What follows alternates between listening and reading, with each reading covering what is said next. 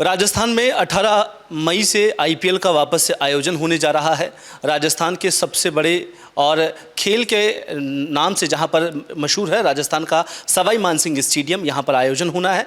लेकिन मैच के आयोजनों से पहले पाकिस्तान पर भारत का जो एयर स्ट्राइक हुआ, ऑपरेशन सिंदूर चला, उसके सफलतापूर्वक जब भारत सरकार ने इसको पूरा किया और आर्मी ने पूरा किया, तो उसको लेकर बौखलाए पाकिस्तान ने अब कहीं नहीं कहीं इस बात को लेकर गीदड़ भभकी देना शुरू कर दिया है। इसी का नतीजा हमने देखा कि जयपुर में लगातार थ्रेड मिल रही थी और आज राजस्थान में हद हो गई, जहाँ पर मुख्यमंत्री और साथ ही खेल विभाग के एक अधिकारी को ही जान से मारने की धमकियाँ मिली है। अभी इस पर चर्चा के लिए हमारे साथ मौजूद है राजस्थान खेल परिषद के अध्यक्ष नीरज के पवन, एक वरिष्ठ IAS अधिकारी रहे हैं।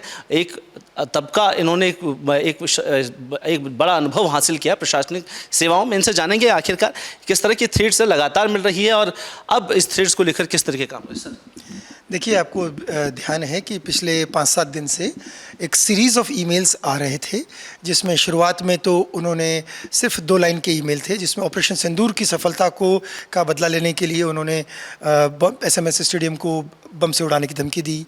फिर उन्होंने बाद में और डिटेलिंग करना चालू किया कि हमें बम भेज दिया है, बम को प्लांट कर दिया है।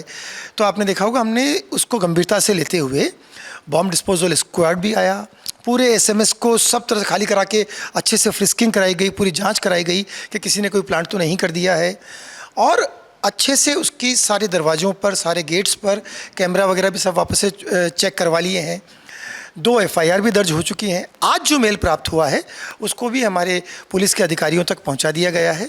उसमें जैसे कि आपने सही कहा है कि मुझे खुद को और हमारे ऑनरेबल CM साहब का भी उसमें उल्लेख आया है, और वो व्यक्ति शायद मानसिक रूप से स्वस्थ नहीं लगता है, लेकिन जिस किसी ने भी ऐसा कहा है या करने का सोच भी रहा है, तो मुझे विश्वास है कि पुलिस जल्दी ही उन तक पहुंच करके कोई निष्कर्ष पर हम पहुंच पाएंगे।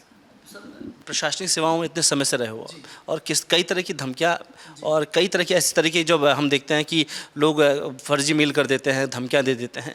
तो अभी जिस तरीके से आपने बताया कि आज नीरज ए पवन आया है के की जगह, और पहले भी एक रेप पीड़िता का जिक्र हुआ, तो ये किस तरीके का क्या लगता है कि वाकई में कोई ऐसी धमकी है या फिर नहीं? हम बिल्कुल ये मान के चलते हैं कि ये व्यक्ति जो भी रहा होगा, इसने ढंग से रिसर्च नहीं किया, तभी इसने नीरज के पवन की जगह नीरज ए पवन लिख दिया।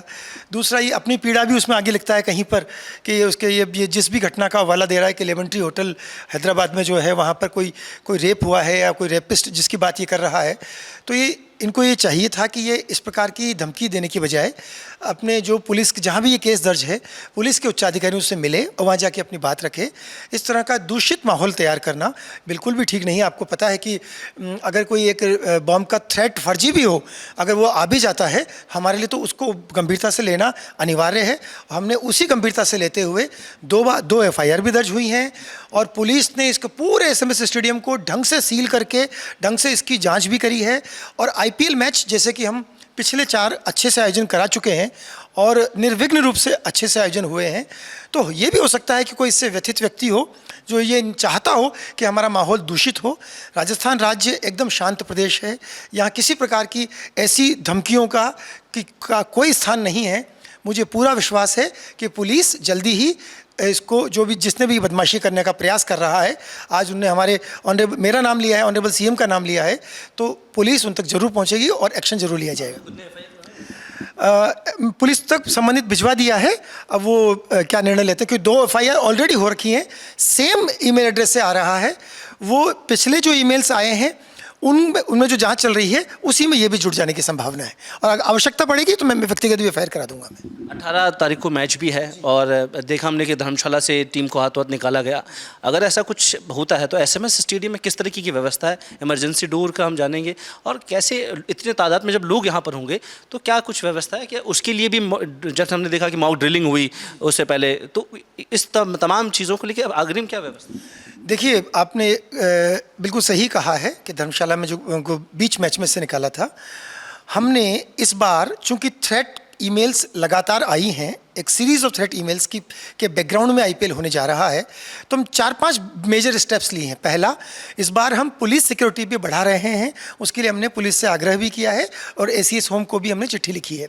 दूसरा, जो फ्रेंचाइजी जो बाउंसर्स लगाते हैं उनकी संख्या भी बढ़ाने की कोशिश करेंगे और हर गेट पर फ्रिस्किंग अच्छे से हो, हर गेट पर जितने कैमरे लगे हुए हैं वो सारे काम कर रहे हों। जो 32 गेट इनर सर्किल वाले होते हैं वहाँ पर बिना जांच करे हुए किसी को अंदर आने ना दिया जाए, उसकी अच्छे से व्यवस्था इस बार करेंगे। और जो स्टेडियम में 150, 200, 250 कैमरे हमने लगाए हैं उनकी मॉनिटरिंग भी अच्छे से हो, उसका हम पूरा ख्याल रखेंगे। स्टेडियम का कोई भी हिस्सा ऐसा ना हो जो किसी न किसी कैमरे से कवर नहीं हो रहा हो। तो पूरी कोशिश, हमारी तैयारी पूरी है। हम बिल्कुल निर्विघ्न निर्बाध रूप से अब की बार का आईपीएल भी अच्छे से करवा पाएंगे। 2 मैच और है राजस्थान में अतिरिक्त। टिकट्स को लेकर हमने देखा कि पहले विंडो खुलती थी, जल्दी बंद हो जाती है। अब 2 मैचों को लेकर कैसे लोग इसको लेकर बुकिंग कर सकते हैं, क्या कुछ आगामी इस पर? देखिए, आपको ध्यान है कि 5 मैचेस का तो हमने आरआर और बीसीसीआई के साथ करार किया था। अब 2 मैच और मिले हैं, चूँकि हम सफलतापूर्वक 4 मैच करा चुके थे। तो जब बीसीसीआई ने, हम आभारी हैं उनके कि उन्होंने जयपुर को उसके लिए चूज़ किया, क्योंकि आपको पता है कि इसमें टूरिज़्म को काफ़ी बूस्ट मिलता है। जहाँ भी आईपीएल, देश में केवल 10 वेन्यू हैं जहाँ आईपीएल होता है, तो उनमें से एक राजस्थान है, उनमें से एक अपना जयपुर है। तो ये बहुत अच्छा और गर्व की बात है हमारे लिए कि बीसीसीआई ने हमको चुना है। और 2 मैचेस जो हैं, चूँकि उनका करार अभी नहीं हुआ है पंजाब के साथ, जैसे उनकी वो फ्रेंचाइजी आ जाते हैं तो वो बीसीसीआई, पंजाब का फ्रेंचाइजी और हम यानी काउंसिल, हम मिलके एक नया करार करेंगे और उसी के तहत फिर वो बताएंगे कि उस करार में ही लिखा जाता है कि वो कब कितने टिकट्स कौन सी विंडो कब खोलेंगे और उन 2 मैचेस में उनके टिकट्स की व्यवस्था क्या होगी उसके बाद होगा। तो 24 और 26 के लिए जो होना है वो 1-2 दिन में ही हो जाएगा।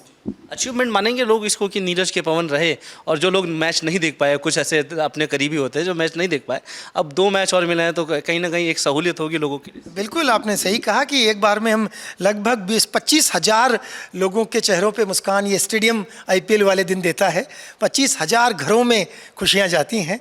और तो पिछले 5 मैचेस की श्रृंखला में करीब 1.25 लाख लोग तो देख चुके थे।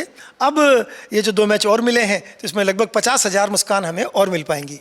सर, एक छोटा सा सवाल और कि इससे इधर जब हम देखते हैं समर वेकेशन अब चलने शुरू हो चुके हैं स्कूलों के, खेलो इंडिया का नारा हो या फिर राजस्थान में तमाम चीज़ें चल रही हो, समर्स में लेकर बच्चों के लिए स्पोर्ट्स को लेकर सरकार की या विभाग की किस तरीके से तैयारी? आपने बिल्कुल सही कहा। 3 जगह पर हम समर कैंप लगाते हैं, बांसवाड़ा ट्राइबल एरिया का, माउंट आबू जो हाई अल्टीट्यूड का होता है, और एक जयपुर वाला।